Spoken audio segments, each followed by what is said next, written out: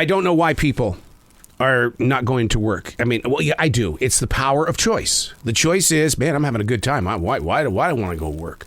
And whoa, I'll do some stuff underneath the table. I'll do this. But I don't need to go back to corporate America where I know they're going to abuse me with their accusations and or expectations. I don't want to do it. And you know what? But nobody's talking about that. Nobody's putting that in the newspapers or on the 5 p.m. news. That what needs to change is the workplace. That's what needs to change. The attitude of the leader, and quit demanding. I realize there's people above them that are constantly demanding as well. I get it. But that doesn't mean you should stop working with the community. We need the social skills to do that. Unplugged because we will always say yes to creativity. Totally uncut because we all make mistakes. So turn it into a tool. This is Arroe Unplugged. Oh my God. I don't even know where to begin. How do you paint the picture of a modern place of business and remain positive and empowered in your moment of now? I was talking with a coworker who hasn't had a day off in 8 weeks. What? That's what they said. I have to trust what they told me. They haven't had a day off in 8 weeks. So I was talking with security last night, and security told me that because they aren't paid that much money to give people security, they've got 3 or 4 different jobs. Well, you know what? That right there explains my life as well. People go, you do everything. Yeah, it's called survival, man. Of course I do everything, because that's just the way and the walk of the world today if you want to keep a roof over your head. But, man, when there are no more weekends, that's how the new normal seems to be taking shape. It's not just me. The school system decided to keep their doors closed today, which is November 1st, 2021. They decided to keep the doors closed today because it's the day after Halloween. Wait. Where did this rule come from? Because when I was a kid, I would have loved to have stayed home the day after Halloween. It's not a running joke when I say to people, I used to walk through the snow up to here to go to school because they didn't cancel school. We still made it there. See, what I'm not happy about is this modern way of remote learning for the students. Children doing their lessons via the computer. Now, look, we're going to be very honest here, okay? Until the pandemic, that digital device, the computer, was our connection to this thing called the internet. And especially those games. We love those games. Now you want the young kids to show up doing their daily educational duties. I'm sure I wrote this a billion times during the lockdown. My wife was in the education business, and she was on that screen every day. I knew what she had to do, and I know the expectations have scarred each and every one of us so deeply into our souls. I mean, I love the idea that maybe one day all of these kinks connected with kids in school, it won't be about playing on the computer. It'll physically be about learning with the computer. But not until this computer gets a facelift. It can't be a toy anymore. It's got to become the tool that it is. And sadly, working from home means absolutely no weekends.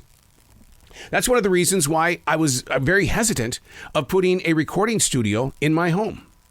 If you knew how many interviews and conversations I do at 10 and 11 p.m. Eastern time, because that's the time that the artist is available. But when you get up at 3, 4 o'clock in the morning and you have an interview that night at 11 o'clock, it plays hell. It plays hell on the imagination.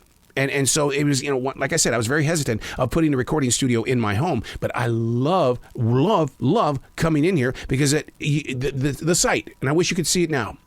I overlook a forest. There are deer in this forest every single morning, and they kind of look at me going, yo, dude, what's up? Hey, it's Arroe. This is The Daily Mess, a chronological walk through an everyday world. I am a daily writer. I take subjects such as, we don't have weekends anymore, and I go, can we relate on this?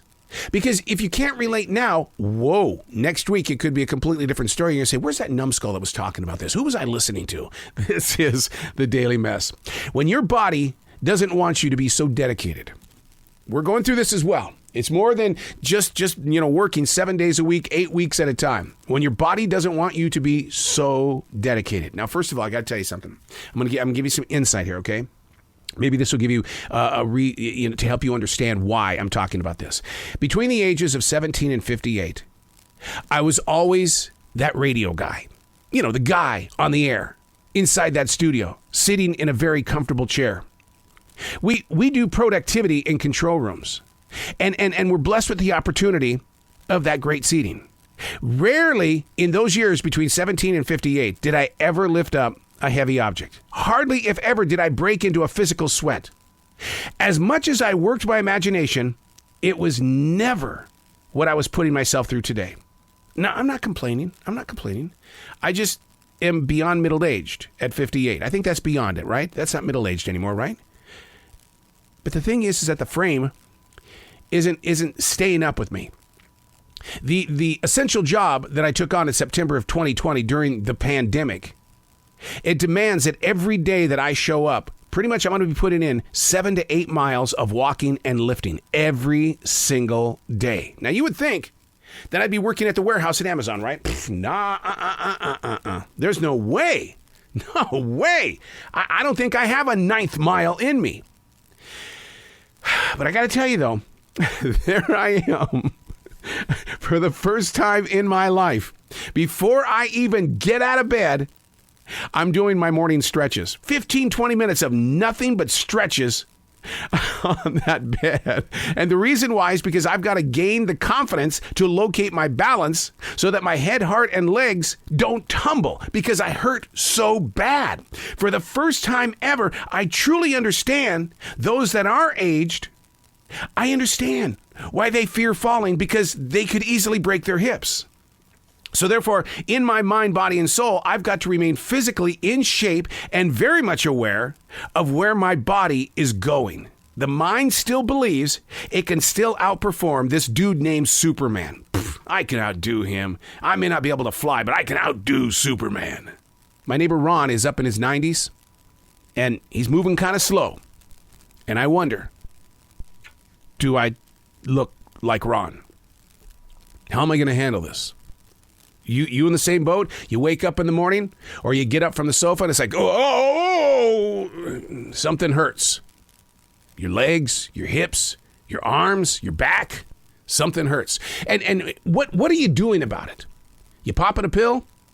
You sipping a little bit more of the alcohol? What are you doing to deal with the pain? Are you walking through it? Are you calling in sick today because it's like, I don't have it in me. I can't do it.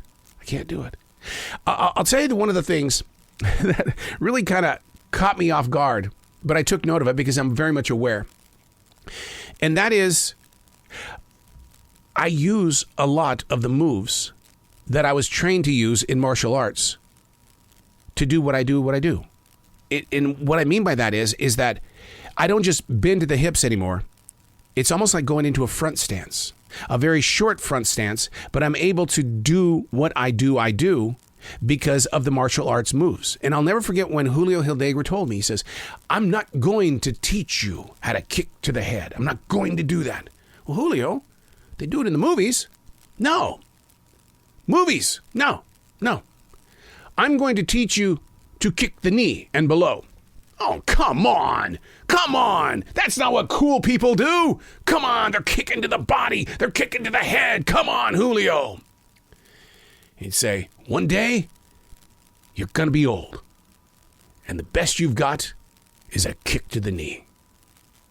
I'm Arroe, and that's the Daily Mess.